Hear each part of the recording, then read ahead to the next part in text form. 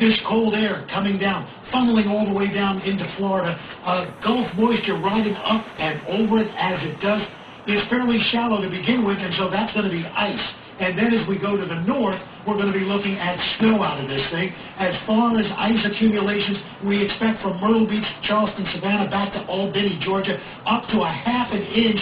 That is going to be crippling. And the snow, Brian, from Myrtle Beach and on up to Norfolk, we're talking anywhere from 6 to 9 inches. Buildings will be closed tomorrow, and it's not hurricane season. Instead, this is about a big winter storm. And from New Orleans right on up the coastline, there are watches and warnings posted tonight in a number of southern cities that are not equipped to deal with the snow and ice from this storm. 800 flights have been canceled in advance from San Antonio all the way to New York's LaGuardia.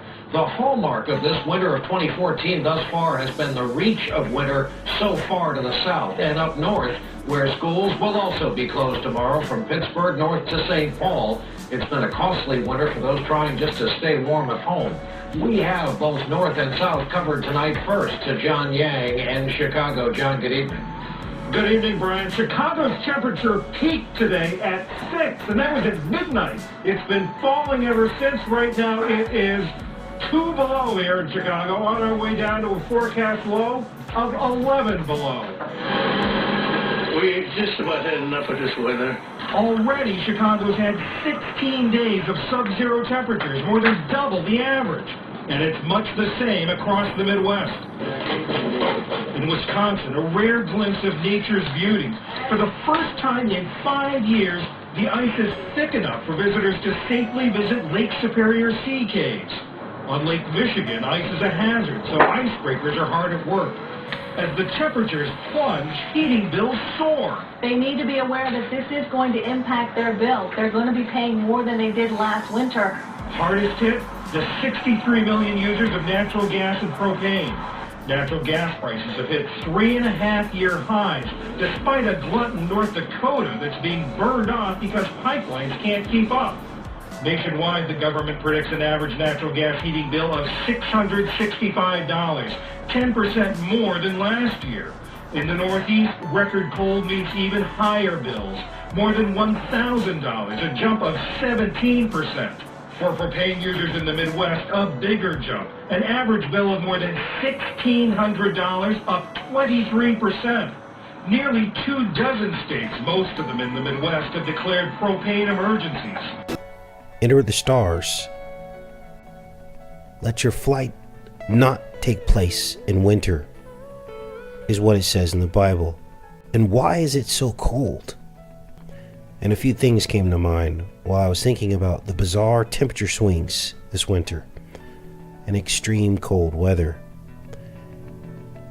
The movie Geostorm seemed to foreshadow these massive temperature swings that we're experiencing, particularly this season, 88 days after the 88th day of the year. This goes back all the way to 2012, when an animated film called I, Pet Goat 2 released.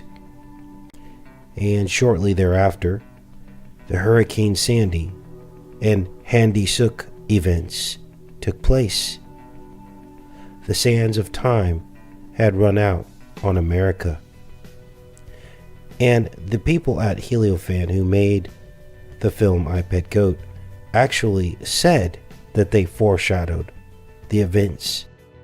Now, based on the clear foreshadowing of the Handy Sook events and the makers admitting to this foreshadowing, we anticipated that a cold weather climate shift would occur, or a mini ice age, and then it was imminent. We then uploaded this video in 2013, just weeks later.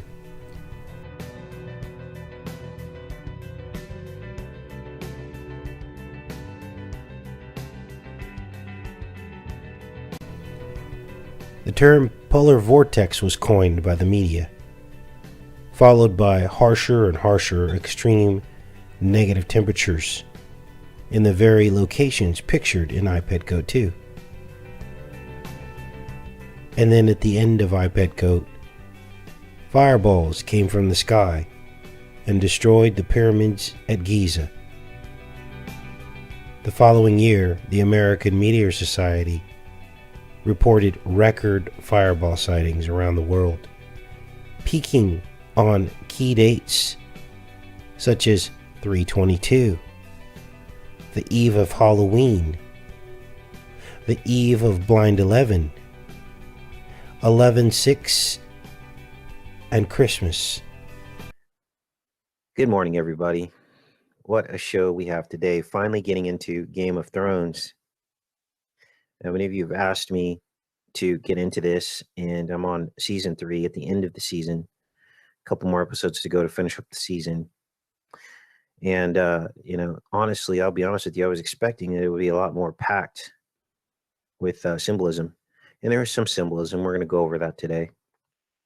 I'm not going to be on here long. I think I have about 10 screenshots from the series. And basically, there are some glaring themes that run throughout it, like the winter is coming. And they talk about this over and over again. The winter is coming. The winter is coming. Now, to put things in perspective, this series launched in, 2011, I believe. And has gone like 6 or 7 seasons. And so a lot of this winter is coming theme actually seemed to manifest as we had like 3 or 4 years of extremely cold winters. They called it a polar vortex that was sweeping down across the United States. Winters, cold 100-year winters down south. We had lake effects. We had ice tsunamis on some of the Great Lakes. And so we almost seem to see some of this stuff manifesting in our reality in the years of 2013, 2014, I think even into 2015. Extremely cold winters, polar vortexes, and so on and so forth. So I appreciate you guys making it out. What are we gonna talk about today? Game of Thrones, dethroned, giants, crucifixions, and 7-pointed stars. Now, to give you the backdrop of this series, basically they go back in time into the medieval dark ages of kings and lords and serfs. And they begin telling this story. They begin weaving this tale of extinct dragons, of kings fighting for land, beheadings, and the way life was back then. And normally it's kind of interesting because, as you guys know, I am going to be living in France, and a lot of this stuff comes from that area. So it's kind of interesting that all of this came about. And it's interesting that I started watching Game of Thrones before this opportunity became available. So I think this is heading somewhere. So where are we at with this Game of Thrones series on HBO? Well, it is, as you know, it's the #1 show, I believe, on television. And it's about 7 kingdoms. 7 kingdoms. And they keep repeating this over and over again. It's also, there's an ice wall in the series. Interesting that Trump's talking about building a wall, right? There's a giant ice wall, and there's people called White Walkers, which are basically the dead that come back and terrorize all of the people, and they can't die unless they're, burned. And again, they talk about the winter coming. Now, in this film, these dragons are actually, it's interesting because there's actually 3 of these dragons. And this woman is the mother, called the Mother of Dragons. And the dragons had been extinct for several hundred years. And it even talked about the last dragons that died were very small. Now, these are juvenile dragons mentioned here, or shown here, but they're growing, and I believe that they're going to grow to full size. But the storyline talks about that the last dragons before these had hatched were very, very small, like the size of a chicken. And it's interesting to me because we know that the dragon bloodline of the devil and the fallen angels, that these Nephilim throughout history have decreased in size, smaller and smaller and smaller. They're the same size as all of us. They're no longer giants. And I wanted to show you guys that because that's an analogy of exactly what's happening. Okay, so they're dropping little bits of truth here and there, weaving it through here, and they all know the joke. They all know the real history, and so they're dropping it in here. But very few of us pick up on it. Now, there's also a crucifixion in a series, and the guy's not upside down, but here on the war table, they show that one of the characters is a pawn on the war table, crucified upside down. So, as you know, this is in the Bible. Okay, inverted crucifixions. Let's pull this up here. Morning, everybody. Glad you guys are all filtering in here. There's Paul, there's Deb Jones, Mark, Jimbo Jones, Lemon Yellow, Blessing Texas 7, Heidi. Thanks for making it out, you guys, this morning. David, for Yahweh's in the house. She's doing live streams over there on her channel. Good channel to watch. Good morning. Yeah, the Antarctic Wall, Ryan Emerson. That's what I felt like they were depicting. It was this large wall of ice, and it was in the southern, I think it was in the south, actually. Was it in the north or the south? Maybe it was the north. As you know, they invert everything, but it's at the far extremes of this realm, and they call it the realm. It's almost like this is like some kind of Middle Earth thing, So, see Cherry, Heights in the house, Nolan, Eva. Don't want to miss anybody. 7 Ram Horns. Okay, so let's get into this a little bit more because this is pretty fascinating what they have here. So they got this inverted crucifixion on an X. Now, if you guys remember,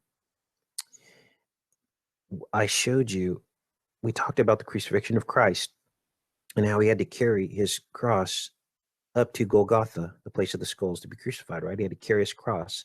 And when he carried his cross, when you turn a cross and rotate it 90 degrees as if someone's carrying it and dragging it, it forms an X. But then when you erect that cross, it becomes a cross, right? Because it's rotated 90 degrees. Well, that's symbolic because the X is the mark. And when Jesus was crucified, standing the cross upright, it basically released the curse of the beast. It released the X. The X is, of course, the beast. It's Saturn. It's the mark of the beast. I believe the mark will be an X on the foreheads, crossing out the pineal spiritual connection to God. That's the mark. And either you're going to have the mark of God or the mark of the beast. So I dug into this a little bit because I wanted to recap some of these crucifixions that happened. Here's the most famous ones. This was crucifixion of St. Andrew, was crucified on a cross. Let's read about this real quick. Let's see here. This also happens to be the Church of Scotland. Their flag is an X. Okay. Let's see here. So I believe that this is what they're depicting. St. Andrew. Let's look this up here. So Andrew was the brother of Peter. Okay. And it says the name Andrew in the Greek means manly, brave, manhood, valor. Like other Greek names, it appears to have been common among the Jews, Christians, and Hellenized people of Judea. Let's read about this here. He's a brother of Simon Peter, of course, and likewise son of John or Jonah, born in the village of Bethsaida in the Sea of Galilee. He was a fisherman, and Jesus called them to be his disciples by saying that they will be fishers of men. And so Simon Peter and Andrew were both together to become disciples of Christ and fishers of men. Let's do it. Page search. Crucified.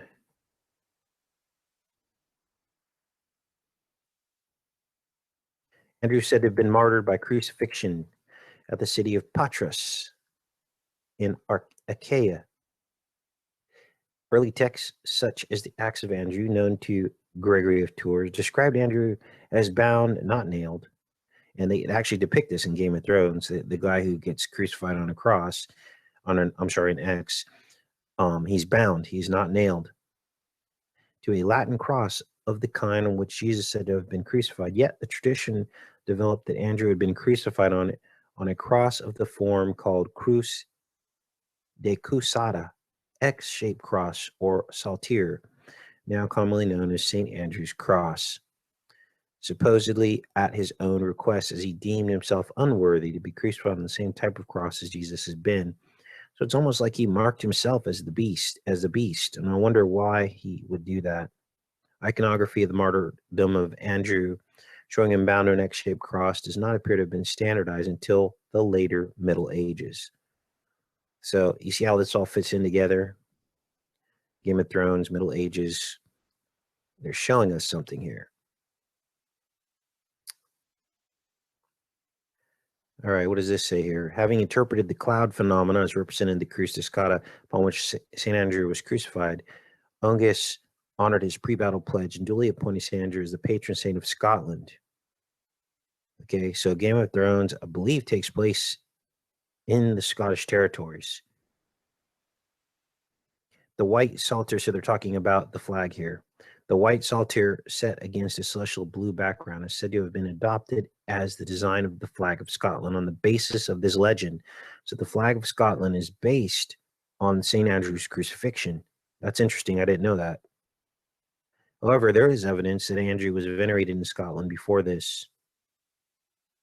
Let's take a look and see what else they have in here. I think that's it for St. Andrew. Now, there were other Bible figures who were crucified upside down.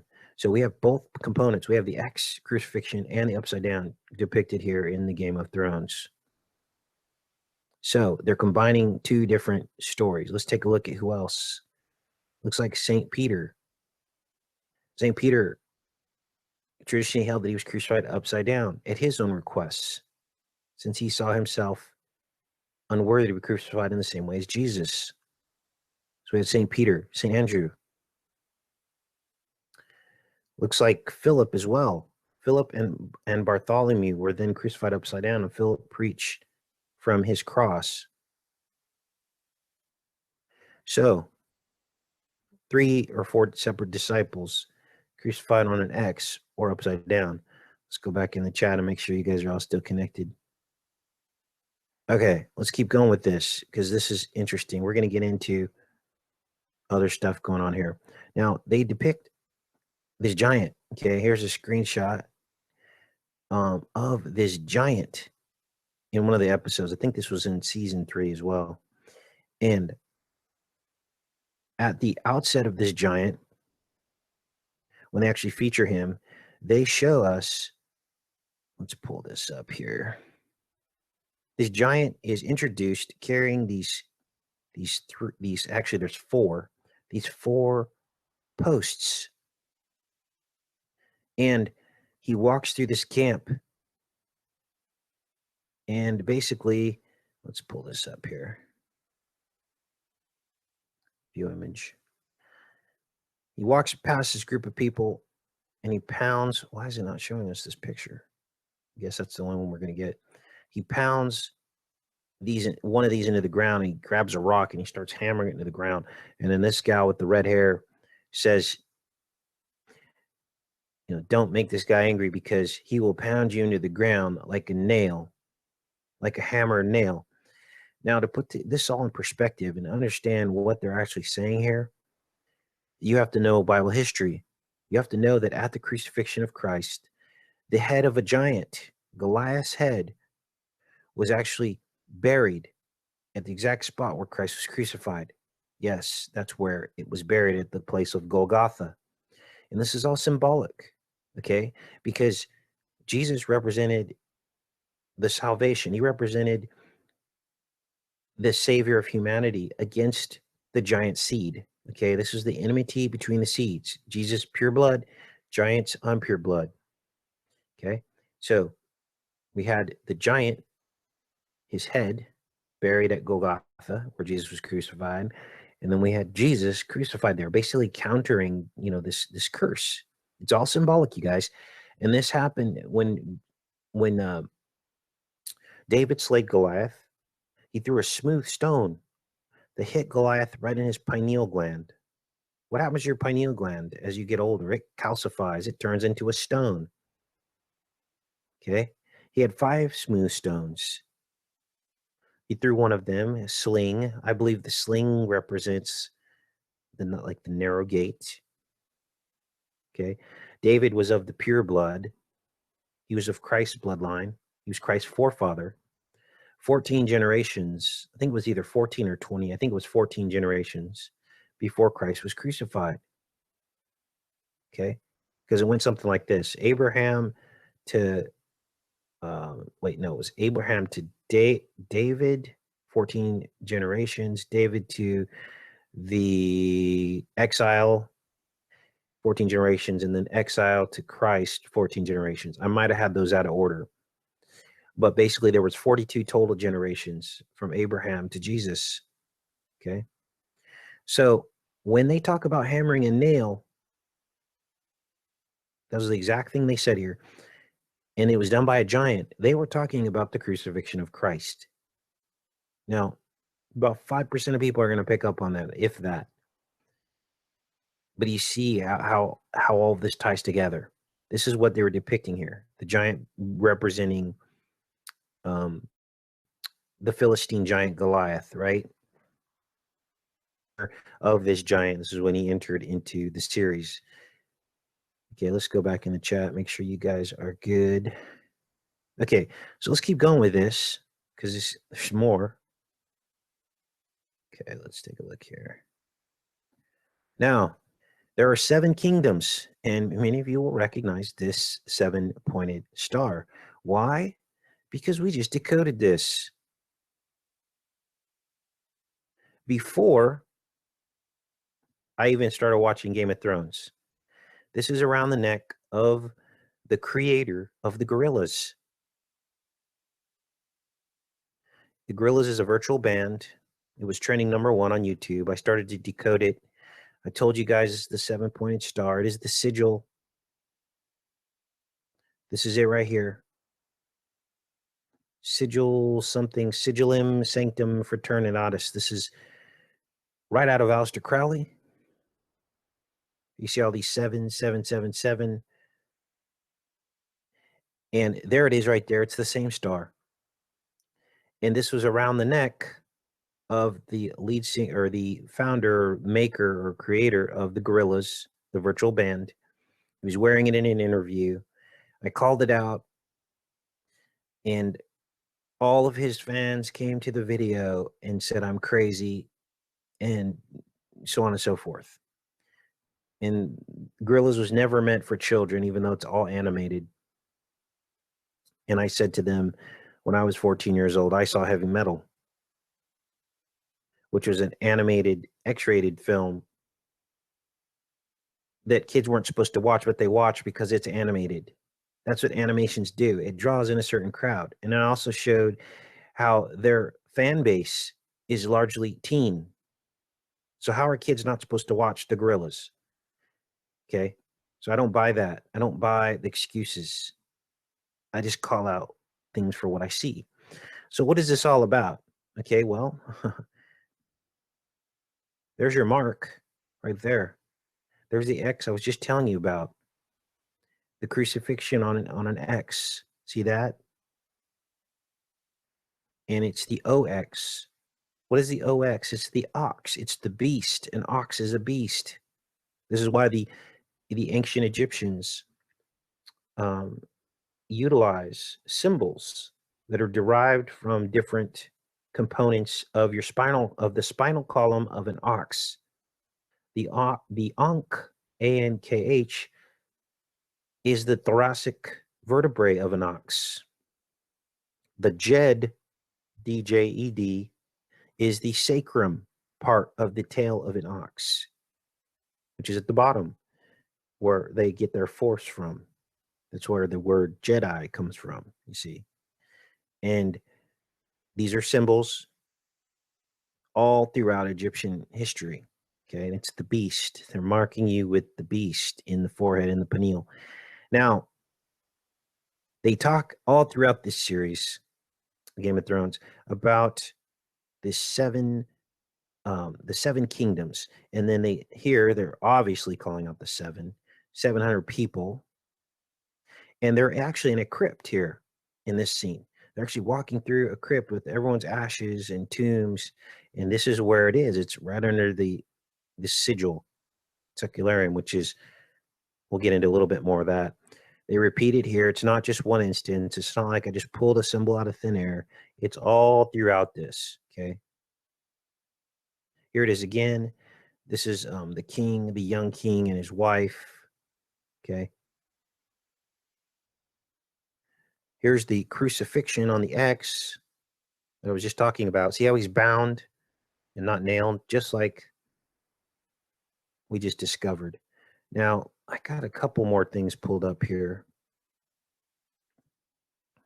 This is the heptagram. This is what you're looking at, okay? Regular heptagram. And though this has other meanings, here's a regular heptagram. Though this has other meanings, you also have to understand what you're dealing with. You have to look at the fruit, okay? Because some of the meanings here it's saying have to do with Christianity. I don't know if I buy this. I think they're just saying this, or maybe this was the bad version of Christianity. Okay, I don't know. But here it's associated with Blue Star Wicca. That's witchcraft. And as well as it's the Elven Star or Fairy Star. And what you're going to notice is that this isn't a 7-3 configuration. Okay? 7-3. That was the year the World Trade Center opened. It was the year I was born, actually, as well. Okay, alchemy, a seven-sided star, can refer to the 7 planets, which is known by ancient alchemists. So there is nothing good about what you're looking at here. Okay, there's nothing good about this. This is a cult. This is bad. And this gorillas guy knows it. That's why his is black. It's all filled with black and gold, see? And he knows it. So let's keep going with this. Here's some more images of this 7-pointed star. Pure evil. So according to them, winter's coming. So I think things are going to get even more crazy in terms of the weather.